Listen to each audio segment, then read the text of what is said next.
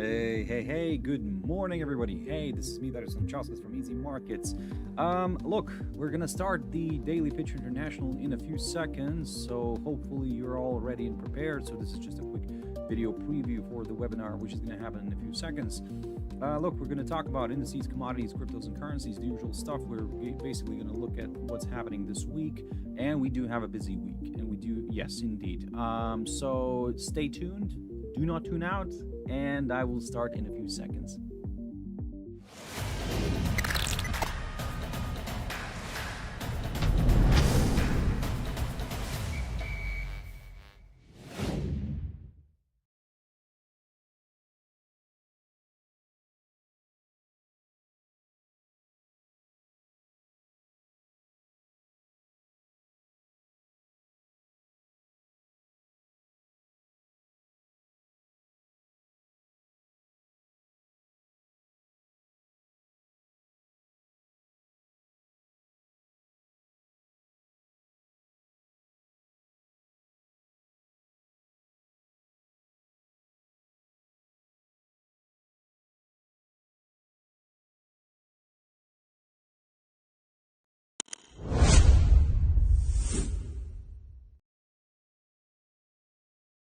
Okay, hello, and good morning, everybody. Hey, this is me, Darius Anucauskas from Easy Markets. Welcome. It's Monday today, so yes, finally, probably everybody could not wait, right, to get back into the action. Sarcastically and not sarcastically, but hey, whatever. If you are, if you had a great weekend, I hope you had a great weekend. I really hope you came back relaxed and just totally relaxed. I mean, anyway, ladies and gentlemen. Oh, Mandrix here. Good morning. Long time no see. Yeah. Good morning to you too. So, look, we're going to talk about the markets. We're going to talk about the usual stuff, indices, commodities, cryptos, and currencies. We're going to look into some interesting data that's coming out this week. Of course, yes, we need to be prepared for a lot of stuff this week, to be honest, but I'll get to all that in a bit. Before we go further, we have to quickly read through our risk disclaimers. So yes, the content we produce does not constitute investment advice or investment recommendations and should not be considered as such. This material should not be taken as an invitation to acquire any financial instrument or product. Look, I'll give you a few seconds to read the rest. I'm not going to disappear anywhere. I'm just going to mute myself for a little bit, finish off a few things, and we can continue.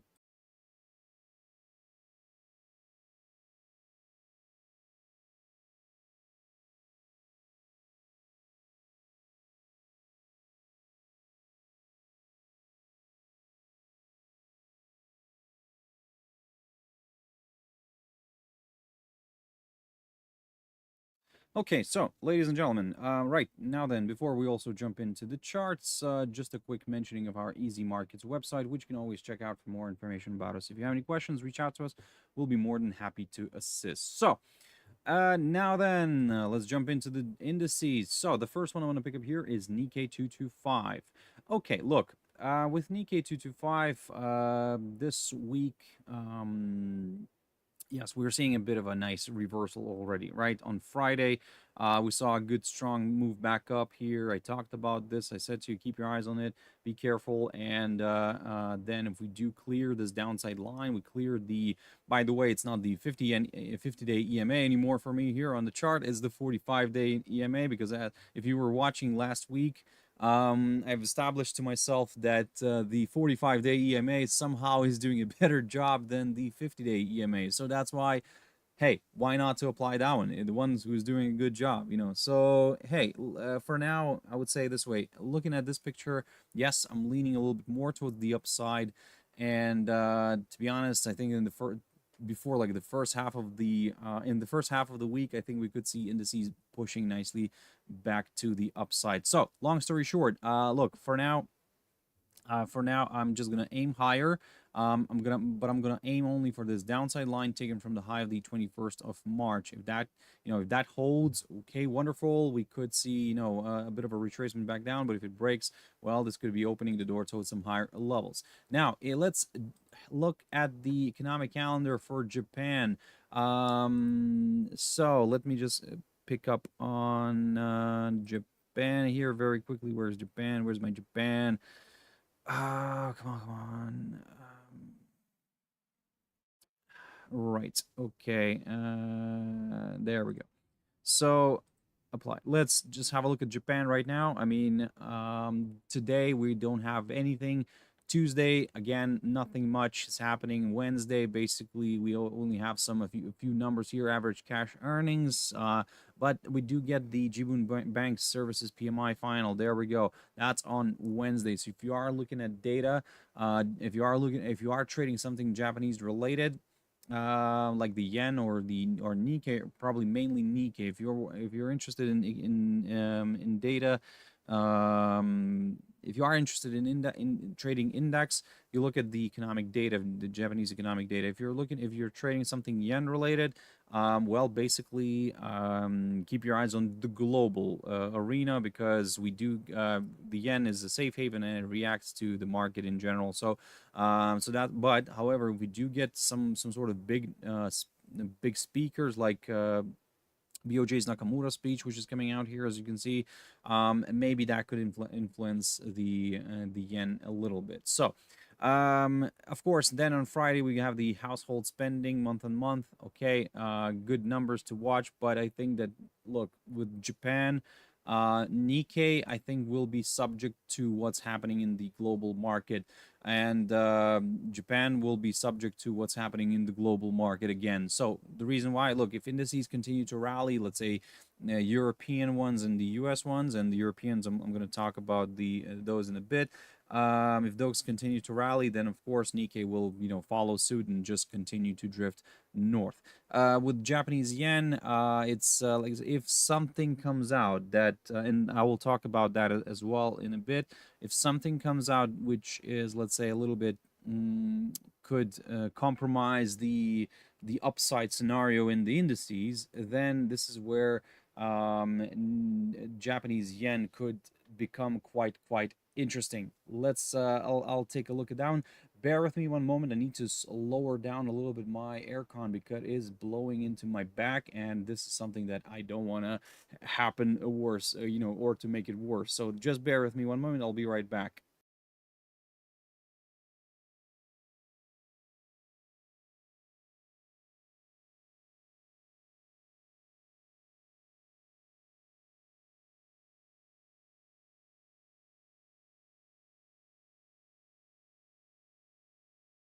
Okay, and there we go. So, right, ladies and gentlemen. So sorry about this little pause. Basically, I had to lower down the aircon in the studio, and yeah, because it started blowing into my back. And well, we're not 18 anymore, unfortunately. So back pains don't go away very easily. Yeah, Mandrix. Yes, yes, absolutely. So coming back to the markets. Look. Jumping into the China 50 index, we are having a bit of a hold up here. And in general, I think it's getting a little bit messy, and I really don't like it, because I think that some of the levels are stopped working. For example, I talked about this 12,415 zone. Okay. I was kind of working initially, but now I can see that it's not, so I need to get rid of it and just probably stick to the 45-day EMA here, shown as the red line, and this little short-term downside line taken from the high of the 21st of May. If we continue to trade below all that, below the 45-day EMA and this downside line, I will, yes, continue aiming to the downside, but again, to the downside only up until the 100 or the 200-day EMAs, or this downside line taken from the high of the 28th of January, and then we will take it from there. If you're looking for some higher levels, then, well, maybe a break. Well, let me get rid of this upside line. This one's no longer needed. This is no longer needed as well. Oh, something fell into my eye here. So I'm going to clean up a little bit the chart, because yes, it's getting a little bit messy here. So in terms of the upside, as I said, a break of this little short-term downside line would be needed. This morning, by the way, let's have a look at the economic calendar very quickly. Oh, no, there we go. So where is China? Where is my China? There we go. So this is this morning we had, oh, why is it not showing today's, because it already happened this week. Let's put it this way. There we go. So ties in manufacturing PMI came out 51.7 against the forecast at 51.5, and yes, the prior was 51.4. So in a way, kind of good numbers, just by 1/10 if I'm not mistaken. Yes, so, or 2/10, sorry, 2/10 of a percent, not even a percent, just a unit. So it came out better. It still remains in expansion territory, so that's great in a way, and maybe that could, help stimulate the economy. Well, it did help initially. It did help initially to stimulate this index. It pushed higher, but as you can see, it's struggling with the barrier, with this downside line, with the 12,531 area, roughly around here. Let me just highlight this a little bit. There we go. So that's what I'm looking at here for the upside. So if we clear it, wonderful. I'll go to the upside. ASX 200, let's jump into that one. There we go. Beautiful reversal last week. We're pushing higher. I talked about this idea where I said that if we do drop below the 100-day EMA here, then yeah, shown as the green line, then yes, I will consider a move lower here towards my upside line taken from the low of the 19th of April. So if we stay below the 100-day EMA, then yes, I will go lower. For now, I'm thinking of more upside here, and to be honest, I'm gonna stick to that as long as we continue to trade above all my EMAs here on the daily chart, and this downside line, which I talked about here, is taken from the high of the 28th of May. And if we continue to trade above this, then yes, of course, more buyers could join in. In terms of economic data from Australia, let me just jump into Australia here. There we go. We do have a few pieces of data. So today we had the Judo Bank manufacturing PMI figure. Tomorrow, commodity prices coming in a few minutes. Now, tomorrow, as you can see, there's not much happening. Then yes, Australia GDP. There we go. We're getting on Wednesday Australian GDP numbers. That's going to be quite interesting to see. The moment the expectation is for a lower number on the year-on-year figure and the same number on the Q-on-Q number. So, looking at the ASX 200, look, if the number comes out higher, better than the forecast, then great. We could see this one popping further north, and we could target. We could start targeting maybe this little hurdle, the 7,836, and if that gets cleared, yes, the next target is the downside line here. This one taken from the high of the 28th of March, and then we'll go from there. So, long story short, for now, everything's leaning a little bit more towards the upside. So, hey, let's see how this is going to play out. Jumping into Dow Jones Industrial Average, looking at the picture here, we had a good move here to the upside. Okay, wonderful. Look, on Friday, we just exploded. If other indices did not move that much, like the S&P or the NASDAQ, Dow rallied 500 and something points. Let me just double check very quickly. That one did very good. 574 it says here. Okay. So yes, basically Dow was the biggest winner, followed by the S&P with a 0.8% gain, and the Nasdaq was the biggest loser. It is believed that the rally kind of was fueled by, and let me just jump into that, Salesforce. Salesforce, there we go. Beautiful rebound. Look at this amazing move here. Back to the upside here. A good result. In a day, it did what? Let me just check what's happening here. So it opened up here, and it did around 7%. So roughly. So, okay. 7% gain. Wonderful for Salesforce. Managed to recover. And a little bit, not much. Still, the path to recovery could be long because, look, it did drop, it did gap here, and I talked about this, by the way, before the numbers came out, before the earnings came out last week, because last week we got the earnings, yep. I said to you, if we do from the technical perspective, because I didn't say anything about the fundamental, because on the fundamental side you have to dig into this a little bit more.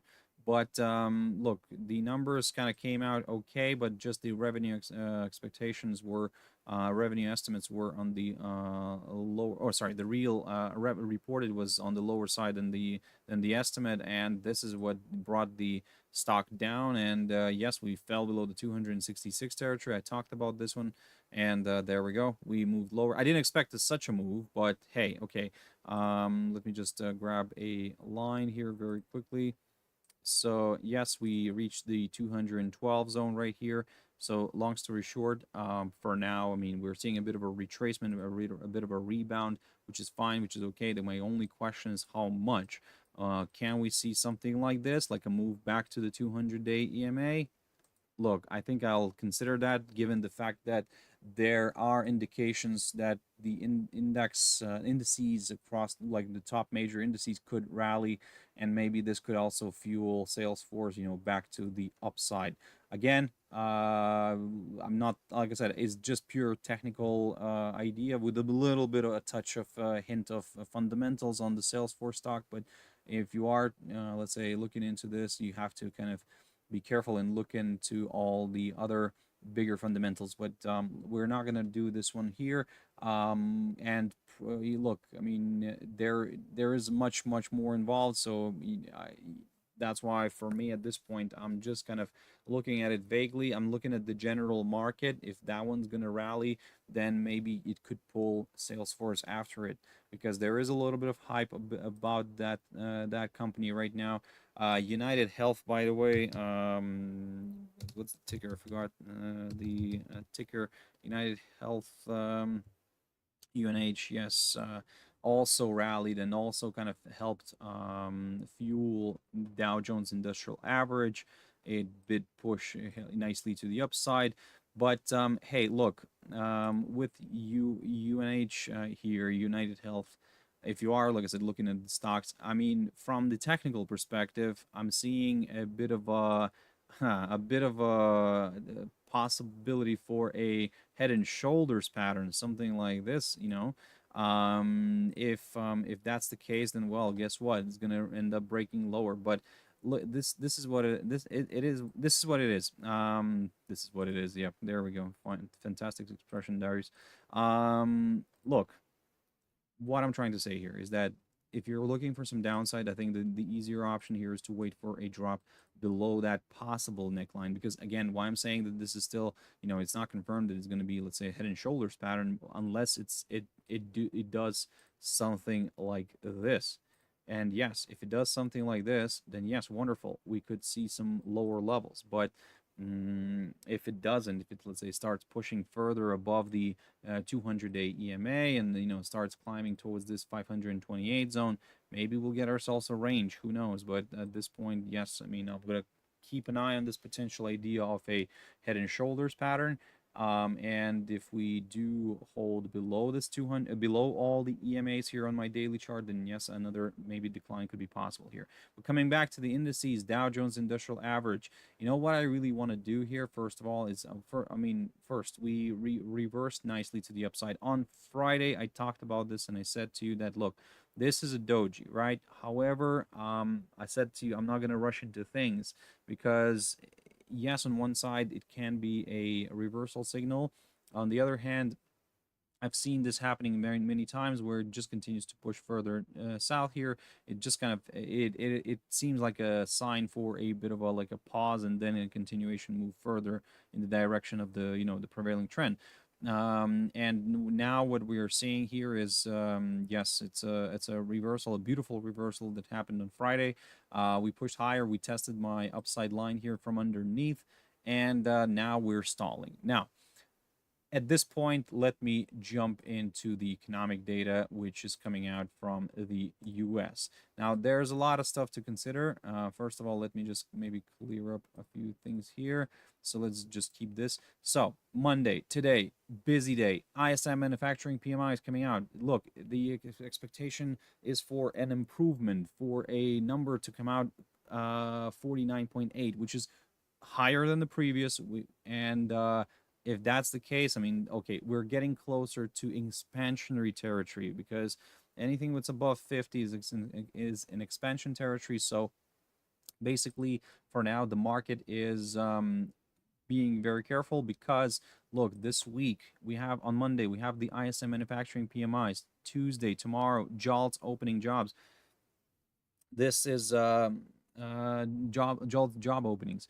The expectation here is for a bit of a lower number. So yes, I mean maybe the market, if it comes out higher than the forecast, okay, great. This could continue applying positive pressure on the index. I mean, if we can say positive pressure, but basically we could see the indices still pushing higher, and that's why I was thinking that the first half of this week could be on the positive side, because then going into Wednesday we have the S&P Global Composite and Services PMI numbers coming out. Those are expected to be well above the previous number. Let's see. Even if they come out, let's say a little bit lower than the forecast, but above previous number, it's still going to be high. It's still going to be good. ISM Services PMI, which is coming out. So remember, on Monday we have the ISM Manufacturing PMI. On Wednesday we have the ISM Services PMI, which is quite important, and that's also expected to come out higher. So yes, big important data coming out. Then Thursday we have imports, exports, trade balance. We have the U.S. trade balance coming out, and the initial and continuous jobless claims. That's on Thursday, and on Friday, the non-farm payrolls. The non-farm payrolls are coming out, and the current expectation for that number is to be a little bit on the higher side. If that's the case, if we come out, let's say, above the forecast, then and unemployment, for example, somehow drops a little bit to the downside by, let's say, by 0.1%, everything will be looking quite positive. I mean, we might see, the indices rallying perfectly. So at the moment, I think that yes, what are we going to do here? What I'm going to do here is I'm going to take a bit of a careful approach. And then one thing I really want to do at this point, I think we need to get rid of everything here on my chart. Why? I will bring a few levels back, of course, but I think it's getting messy. And I think that, look, it all worked out nicely. We did come closer to my 50% on the Fibonacci extension, but at this point I think I'm gonna get rid of it, and I'm gonna remove everything, and I'm gonna start fresh. New week, fresh look. So one thing that I'm keeping a close eye on right now is this key barrier of resistance around here near the 40,358 zone, which is the current all-time high. So that's the current all-time high, the upper line here. I'm going to keep a very close eye on that one. In terms of lower levels, look, last week's low is, I think it's very important, and it's going to be a very nice area for, let's say, if you are considering some lower levels. Now, a drop below the 38,111 zone could do the trick for a few more sellers, and we could start targeting the 37,464 zone right here, or maybe even lower. But let's not rush into things. For now, I mean, we can't really even draw a trend line, a proper trend line. I mean, this, yes, it was the case initially, it was working well, but I think that now, okay, if you do want to consider this, then we are above this upside line again. So if you're looking for something a little bit more, like some more reassurance, then maybe this upside line could do the trick for you. However, for me, it doesn't do the trick. For me, what could do the trick would be this 45-day EMA, which, as you can see, provided fantastic resistance previously. Then we looked at the 39,100, or actually I'm looking at this 39,114 zone right now. If we do clear that, then wonderful. I will go to the upside. I will go higher. So basically, for me, for the upside, I need to see a push above the 39,114 zone and the 45-day EMA. If I can get that clearance, wonderful, I'll go higher. While we remain in between these two trend lines, I'm just going to observe the price action. And if we do look at some lower levels, then basically a drop below the 100-day EMA here is required in order to go lower. Now then, jumping into the S&P 500, The S&P 500, this one is, well, drifting to the upside again, of course. Again, like I said, keep your eyes on the economic data. We have a bunch of that coming out this week. So I think that the best probably option is to try not to think that, okay, for this week, I think everything could rally, or for this week, everything could go down. I think, okay, it might be the case, yes, for sure, but we don't know that, right? So if we don't know that, then maybe it's better to just kind of take it slowly, take one day at a time. Take one day at a time. So, for example, if we get good numbers today, okay, maybe we could see, a further drift north here, and maybe we could see, move closer to the current all-time high, which is roughly around the 5,368 zone. If that gets cleared, wonderful. More buyers here could join in. But at this point, I'm observing the price action. I'm not really trying to rush into things. And then we'll go from there. But at this point, I think that there is a good chance for this one to drift higher. So let's see if that's going to happen or not. In terms of the downside, now with the S&P 500, I will keep the lines, a few lines for now, but look, I'm gonna keep an eye on this upside line. It's a very tentative upside line, but nevertheless could be an interesting one. This downside scenario here is for me starts from around here, from around this 5,273. If we start dropping below it, I will go lower. I will go towards my 45-day EMA, which is providing fantastic support, and if that gets cleared, I'll target this upside line taken from the low of the 18th of April. Nasdaq. Beautiful. Look at this pin bar. I mean, this is just wow. Beautiful reversal, beautiful move to the upside, and we climbed back above the 18,624 territory right here.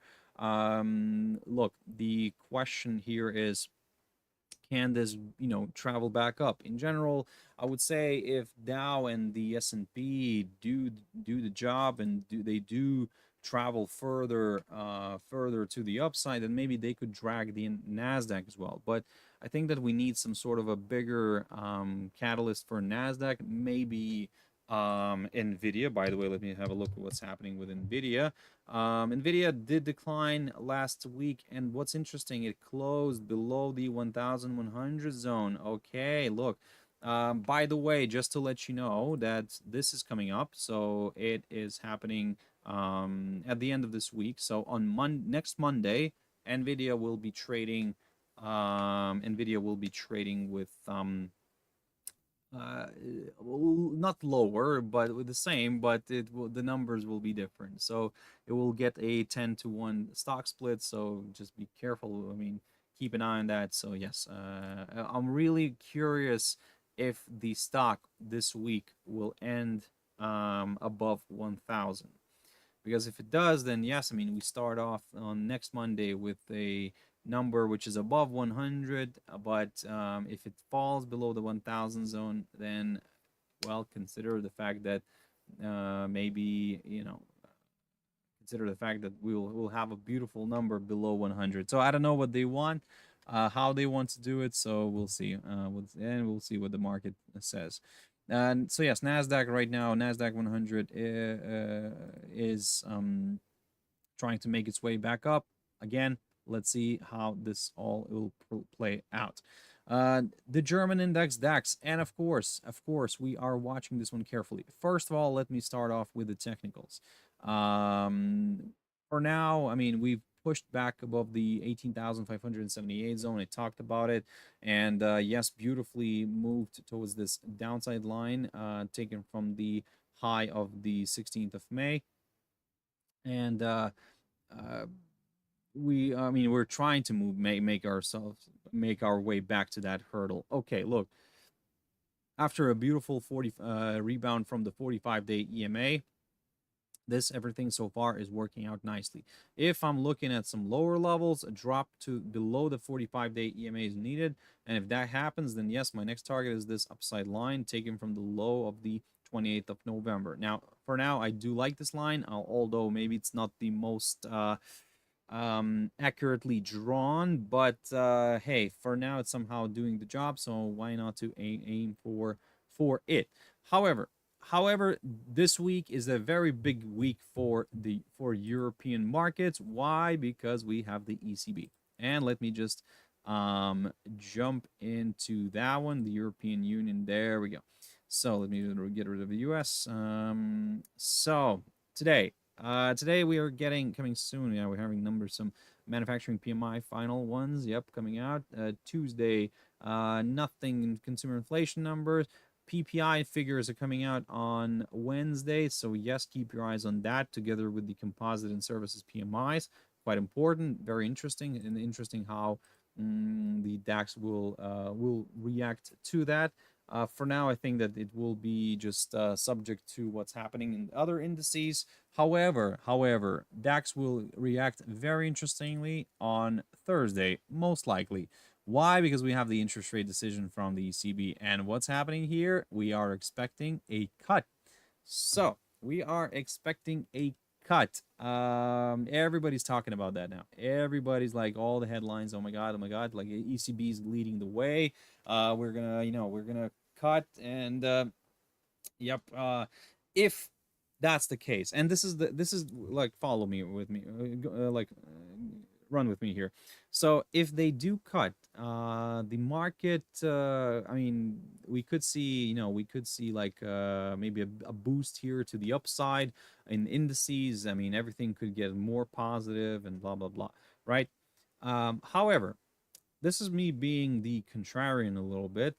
If they don't cut, then we could see a nice decline actually, because in general right now I think that till Thursday we could see, for example, DAX, the German index, slowly grinding to the upside, given the fact that they're also expecting that we will get some sort of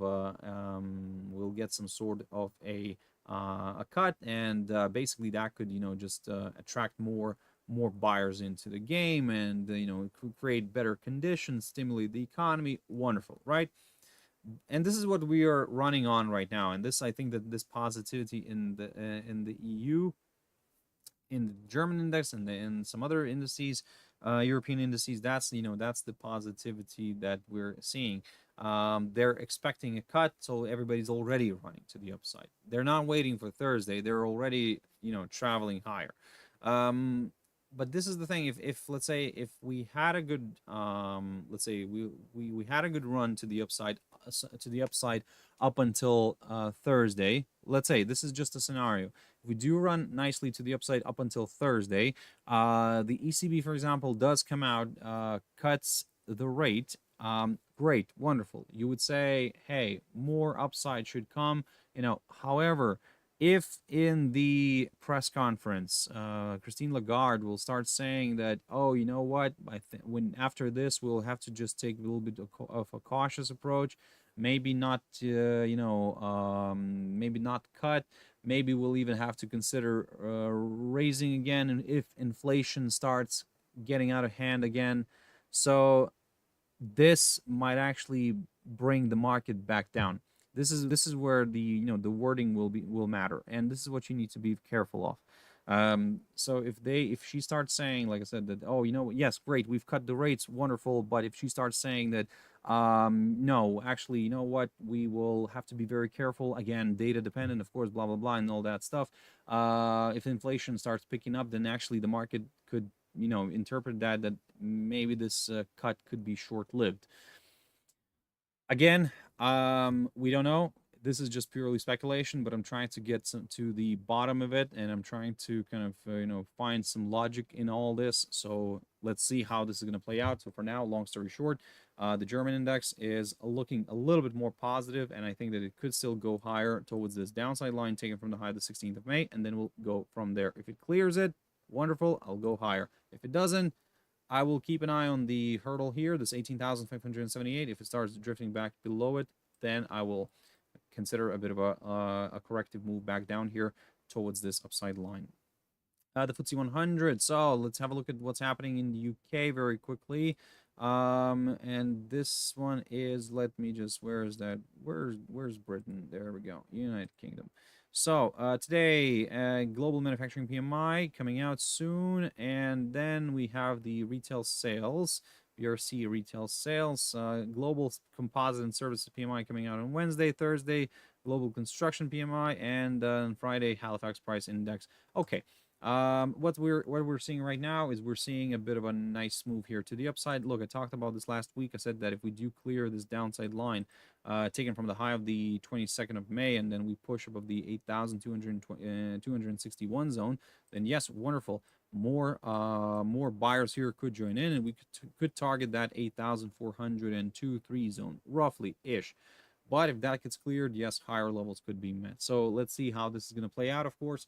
If we somehow start dropping back below this highlighted, the kind of this dashed line here, then yes, of course, a correction back down here could be possible. We could see. Actually, you know what? Let me just adjust a few things here. I think for the downside, I would look at this to 8,250, 350 zone ish.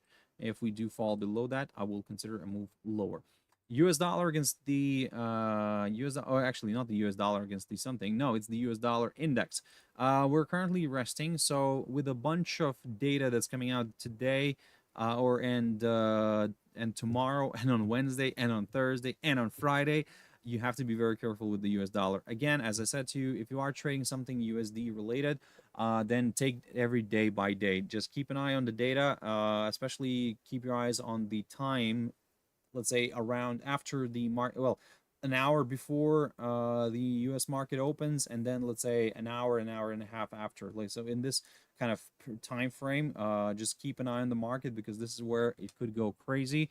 It will try to establish a direction and then kind of go from there. So at this point, from the technical perspective, look, excluding the fact that we need to keep an eye on the economic data sets, I would say if we do fall below the subside line taken from the low of the 15th of May, then yes, I will go lower. But if we start pushing back above the 105.05 area, somewhere around here, then yes, great. Let me just highlight this a little bit. Then yes, great, more buyers could join in. Sorry, I had to kind of have a drink of tea a little bit because getting dry. Jumping into the commodity world, ladies and gentlemen, gold looking good. So I talked about this and I threw out an idea here last week. I told you to keep an eye on this territory. So for the upside, that's why I had my barrier here, the 2,364. As you can see, we came very close. We gave a bit of a tease here, and we started then reversed down and fell below the 2,332 zone, fell below the 45-day EMA. So in a way, long story short, I am leaning towards the downside. Yes, as long as we remain below the 2,000 kind of 332 zone ish, roughly around here, and as long as we remain below the 45-day EMA. My next target is the 2,303. And if that gets cleared, yes, the 2,283.77 zones are the next potential targets. But at the moment, I'm leaning towards the downside. Silver, yes, beautiful move to the downside, looking good. While my lines are going to load up, I'm going to just pick up on the... there we go. Okay, they loaded up. Anyway, so what I talked about last week, I said that if we do break this upside line and we fall below the 31.28 zone right here, my next target is the 30 zone, the psychological 30 zone, which could provide some support. Did it do so? Yes, it did. Now, what's next? Next is this. If we do fall below the psychological 30 zone, and we fall below this 29.80 area as well, the highlighted zone, then yes, of course, lower levels could be met, and we could target the 45-day EMA first, and then which is around the 29 area, and then if that gets clear, the force, so on and so on, we could go further south. But at this point, look, long story short, I am targeting, yes, I'm targeting this area, the 29 area and the 45-day EMA, only if we do fall and stay below the $30 mark here. If I'm looking at some higher levels, well, again, depending on how this is going to trade today, if somehow we see a nice reversal here, at the moment it seems like we're trying to see that reversal. If we do stay above that psychological 30 territory, then maybe a bit of a move back up here could be possible. Palladium. I talked about Palladium last week, and I was doing a huge emphasis, and I threw out an idea here while we were still above this upside line. I did it on Friday. So we fell below the upside line. I said to you, if we continue to trade above the upside line, yes, a nice, beautiful reversal here, back up could be possible. However, if we do fall below the 922 zone right here, or first of all, if we do fall below this upside line, that would be the first indication for some lower levels. Then, if we do fall below the 922 zone, yes, great, more sellers here could join in, and we could, take it from there. At the moment, I would say that yes, everything's leaning a little bit more towards the downside. And as long as we stay below the 922 zone, I'm going to go further south. Oil, jumping into oil. Now, this is a mess, and I think, first of all, I'm going to pick up on the levels that I've talked about, but then after that, I'm going to get rid of those. So just a quick recap of what was said last week. I said that, look, if we do climb back above this hurdle, the 78 zone, I'll go higher, and I'll aim for that $80 mark. We reached that, we tested that, we flirted with that, and we did overshoot it by at first, and then we kind of drifted back down. So we had the OPEC meeting, which during this weekend, where they agreed on more cuts throughout going into 2025. So look, in general, that should kind of fuel oil, but I think that there's still not enough demand, and this is where the issue arises. We're having an oversupply of oil, and the moment I think that there's no demand, not much demand. So long story short, for now, I'm still leaning towards the downside, and we can see that we've reached my 78 level again after falling back below all the EMAs. And this is what I talked about. And then I said that if that gets cleared, the 78 zone, then I will go towards my 76.70 zone here, and the 75.85 area, the next good target. But one thing I really want to do here right now is start fresh and remove everything, and I think that that would be the best scenario. So I'm gonna mark the current, or not the current, actually the lowest point of May, the 76.15. I do like actually that level right now.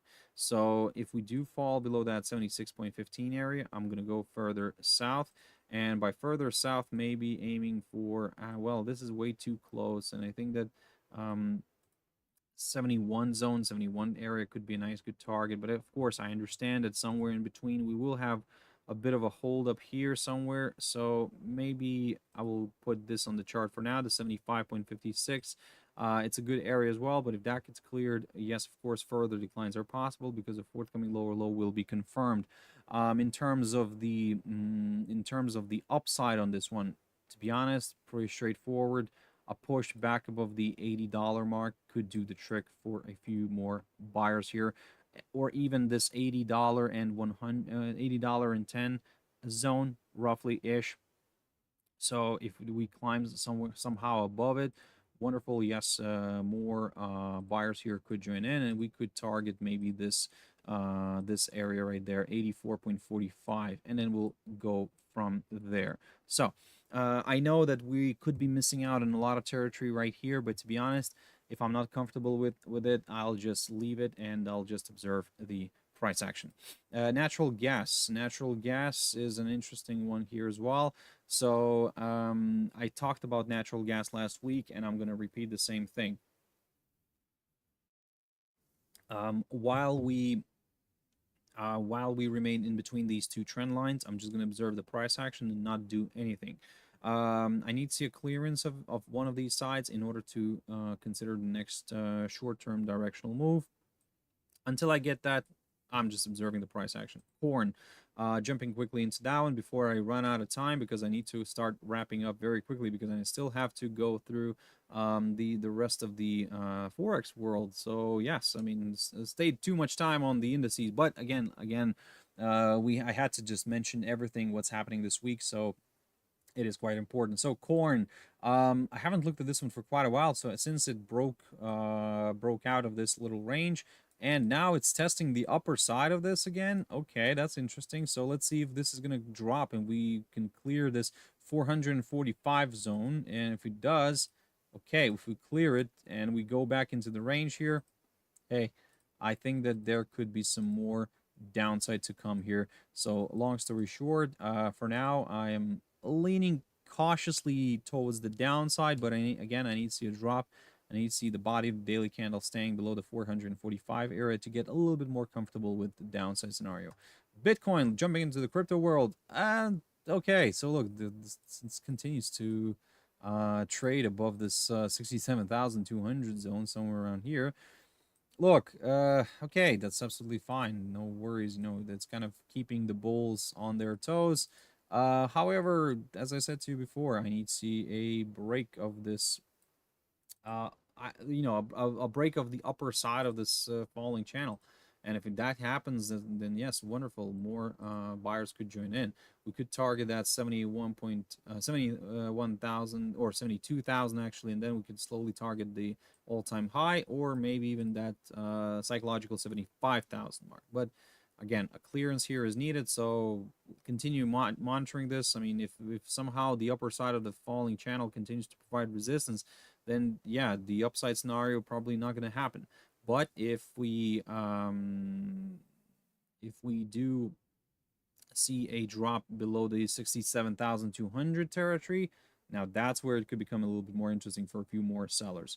We have the 45-day EMA here, which is doing a good job. So also a nice good drop below it may attract a few more sellers into the game. Ethereum is stuck. It's in a range here.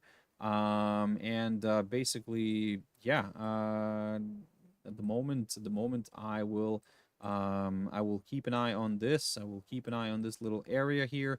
These two levels, of course, so far they're doing a good job. On the downside, the 3,729. On the upside, 3,952 area. So if we clear one of those levels, then yes, great. More, say, then we could consider the next short-term directional move. Some of you might say, hey, maybe this is a nice head and shoulders pattern working out. Yeah, could be the case. Let's see if that's going to work out. Let's see if the neckline breaks.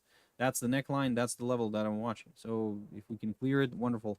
But at the same time, some of you might say, hey, maybe this is actually something like a flag or something like that. So a bullish flag, or a bullish pennant, maybe even. We have our pole. We have our little, consolidation here. So let's see if we can clear it, clear this higher. I'm not going to rush into things. I'm just going to observe the price action for now while we remain inside this area. Litecoin, very quickly. Litecoin, beautiful rebound from this lower side of this possible rising wedge pattern. And according to all the TA rules, rising wedges tend to break to the downside. So long story short, for now, we are monitoring the situation carefully. Some of the levels can go, but I think that for the downside, I think that what I need here, not only a break of this upside line, but also a drop somewhere below this 82 zone. Yep, that could be great. And if we do fall below the 200-day EMA, then yes, wonderful. More sellers could join in. Long story short, that's what I'm going to keep an eye on, and then we will go from there. Looking at the upside, the 88.50 zone here is something that I'm watching here very carefully, and I would prefer actually to wait for a push above this barrier instead of, like something here. I would prefer to wait for a push above this barrier in order to go to the upside. Ripple, very quickly. Beautiful rebound from the lower side here. Again, I talked about Ripple a lot already last week in my webinars, that look, maybe we're forming something of a wedge here, like a triangle or something like that. But the prevailing trend was to the downside, so maybe this could, break out lower. However, maybe it's a ascending triangle with, with this on the top here. It's a tricky one. So that's why I would say if you are willing to gamble here, you can keep an eye on the 45-day EMA, and if we clear it, then we could go towards that 100 or the 200-day EMAs. But for the downside, a drop below this upside line taken from the low, the 14th of April, is required.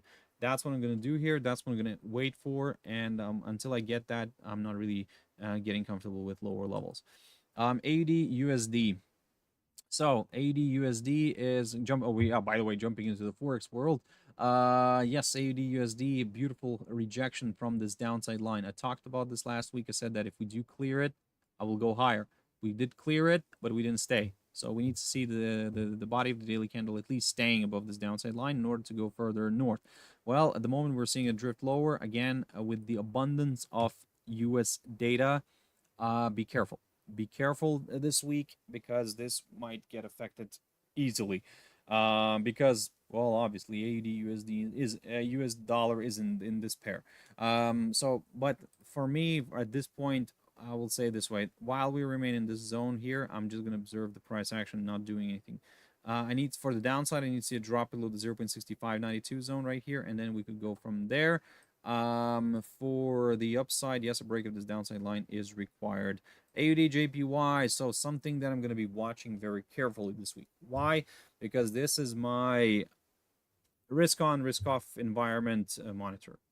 If indices suddenly reverse sharply to the downside, we could see AUD JPY falling off the cliff as well. Why? Because everybody would be jumping into the Japanese yen as the yen is being seen as a safe haven. So in this case, everything's kind of pointing, well, everything's not actually pointing nowhere because we had a good run already. We had a decent up move. We're in the new month, by the way, just to let you know. So let you know how this ended. We're in the new month. We had 1, 2, 3, 4, 5 months of rallying straight. So okay, I'm not saying that we're now due for a maybe a correction back down. Let's say last time we had here 1, 2, 3, 4, 5, 6, 7 months of rallying. So you need some sort of, I think that there could still be a chance for this one to move higher. If I'm just basing my logic on that, on the previous history, and actually this is what I do.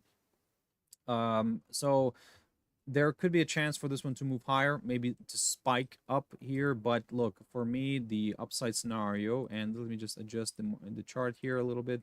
For me, the upside scenario, I'm going to take a very conservative approach, and I'm going to wait for a push above this 104 point, or actually 105 zone. If we clear the 105 territory, I'm going higher.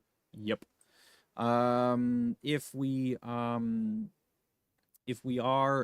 moving, let's say, if we are considering a move lower, I know that it's very difficult to miss out on this whole area right here, but to be honest, I'd rather be safe than sorry and then wait for a drop below the 103.50s area, somewhere around here, and then yes, go lower. So let me just highlight this for our future reference, and then yeah, we'll go from there. NZD-JPY, beautiful hold up here. As you can see, so far this barrier is providing good resistance. I drew a Fibonacci last week. Maybe it's not needed. I don't know. Like, I mean, we're not seeing a bit of any correction. You know what? Let me just keep this for now away from the chart. What I'm going to do here is this 97.74. I'm going to keep an eye on it. Today we already had a pop above it. If we can clear it again, we could go and create a new high for this year. So yes, for now, long story short, everything's looking quite interesting, but again, we need to keep an eye on the data. And given that it's NZD, look, in terms of, by the way, in terms of New Zealand, do we have any data coming out from New Zealand? Let me just pick up on this. So King's birthday, exports, exports, no, not manufacturing sales. That's it. So basically not much is happening on NZD JPY. So that's why this pair probably will remain something like as well, like something in the role of AUD JPY, where where it will be like something like a risk on, risk off monitor. So if suddenly indices start falling off the cliff, if they don't like what's happening with the ECB or what's happening with the non-farm payrolls, then well, everybody could start jumping into, like I said, into Japanese yen. US dollar, Japanese yen, similar story, but here we have the US dollar, and let's see who's going to outpull who. It could in a way be like a battle of the safe havens, and that's why it could be a little bit of a tricky moment here. So long story short, if you're looking for some higher levels on this, then a push of the 157.70 zone, 71, something like that, would be required. So basically, this highest point of May, if we need to see a clearance of it in order to go lower. For the downside, I still do like this 156.78 zone, although we violated a few times, but I still like it. That's the high of the 14th of May. So if we do drop below it, I'm gonna go to the downside. US dollar against the Canadian dollar. Beautiful movement here, and look at this beautifully. The 100-day EMA held beautifully. If we want to see some lower levels, I think a drop below that 100-day EMA would be great, and then we could target that 1.3590 zone right here, or the 200-day EMA. And if that gets cleared, yes, further declines are possible. But for the upside here, look, in the short run, you can keep an eye on the 50-day EMA. If we push above it, then my next target is this downside line taken from the high of the 16th of April. That could be, yes, the next good target right there. But again, let's keep it short and simple. In terms of other Canadian numbers, let's have a look. Manufacturing PMI coming out today. Labor BOC interest rate decision. There we go. I almost forgot about that one. BOC interest rate decision. At the moment, this one is also expected. Oh, this is going to be a week. Now, this is going to be a nice week. On Wednesday, basically, keep your eyes on the Bank of Canada interest rate decision. That one's expected to move the rates lower as well by 25 basis points. Let me just double check everything here, confirm everything. Yep. And if they do if they do that, we could see, where is that Wednesday? Yep. If they do this, if they do lower the rate, well, expect USD CAD kind of exploding here, and and CAD falling off the cliff, because that's not good for the currency. But of course, it's good for the stock market, but not good for the currency. So we could see this one rallying beautifully to the upside, and basically devaluating against its US counterpart. Let's keep an eye on that one. Let's see if that's going to be the case or not. US dollar against the Swiss franc. And then, of course, sorry, US dollar against the Canadian dollar. Of course, after the BOC interest rate decision, keep your eyes on the US numbers, especially going into Friday, because of the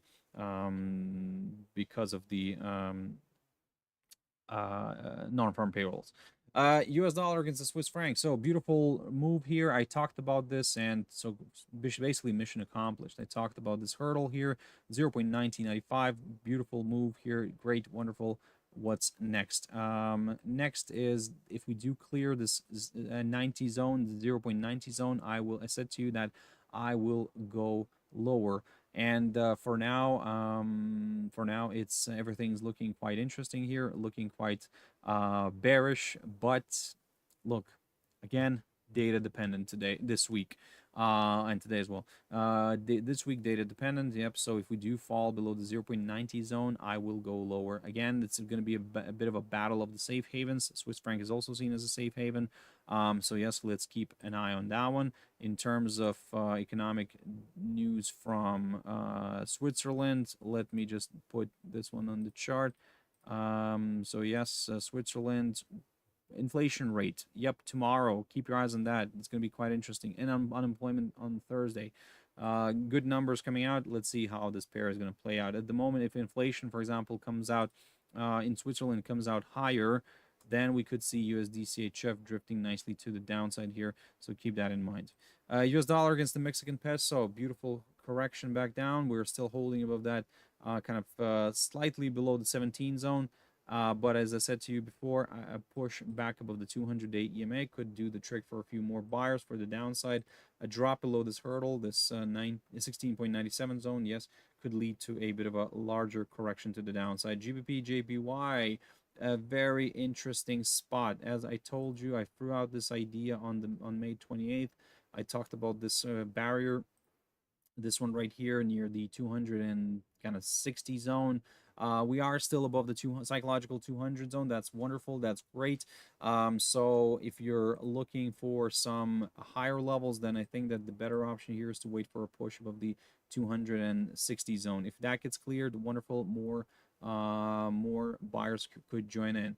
If you're looking for some lower levels, wait for the numbers. Like I said, wait for the market reaction. If the indices start reversing, then we could see this pair drifting heavily to the downside because of the Japanese yen buying. GBP USD is at a very interesting spot here as well. Basically, I am neutral on this because for the downside, I need to see a drop below the 1.2676 zone. For the upside, I need to see a push above the 1.28 territory. If that gets cleared, wonderful.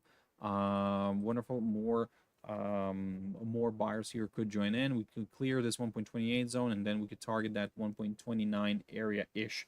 Euro GBP, what am I the most unfavored pair? But I'm watching this one carefully because it's doing something okay right now. Look, I mean, we've violated this highlighted zone. It talked about it, and I said to you that if we do stay above this highlighted zone, which is roughly around the 0.84 93.85 area, if we do stay above the 0.85 zone, then, well, maybe a bit of a rebound could be possible. However, for me to consider maybe slightly higher levels in here, a pushback of the 0.8531 zone here would be required, and then we could go from there. For the downside, a drop below the 0.85 zone here is needed as well. And finally, Euro USD.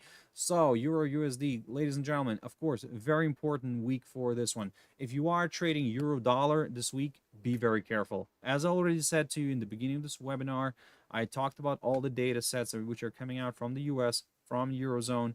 Well, you have your head on your shoulders, right? You understand that it could be a roller coaster ride. It could be very, very volatile. So just don't get caught out. At the moment, from the technical perspective, yes, I can say that leaning a little bit more towards the upside because we broke this downside line, and in a way it could travel to that 1.0895 zone. Let's see if that's going to be the case. But if it stays above this 1.0840 zone, that's what I'm going to do here. If it starts falling back below it, let me get rid of this downside line. If it starts getting back below it, then maybe a retracement back down here again could be possible. So keep that in mind. So yeah, ladies and gentlemen, that's kind of it. That's kind of it for this session. For now, like I said, this was a very quick take. Well, very quick take that took an hour, but it always does. Look, I want to always deliver all the information. I want to explain why I think this way or that way. I just don't want to tell you that, you know, this is what here and there, blah, blah, blah. That's it. Finished. No, I want to try to explain you why I'm thinking this way. So thank you very much for sticking around and watching this one until the end. Thank you very much. I hope you found it useful. And ladies and gentlemen, yes, like I said, be careful. Tomorrow, join me tomorrow. Mandrix, thank you very much as well for tuning in. Really appreciate it. Long time no see. Thank you very much for not abandoning me. Long story short, join me tomorrow morning for another session where we'll pick up on a few separate issues, maybe for that day, what's happening that day, and yes, we'll go from there. So yes, hopefully you'll stay safe. Always stay safe, have your stop losses in place, risk only which you can afford to lose, don't overtrade, and everything will be fine. I'll see you tomorrow, 6 o'clock GMT time. Thank you very much, and bye-bye.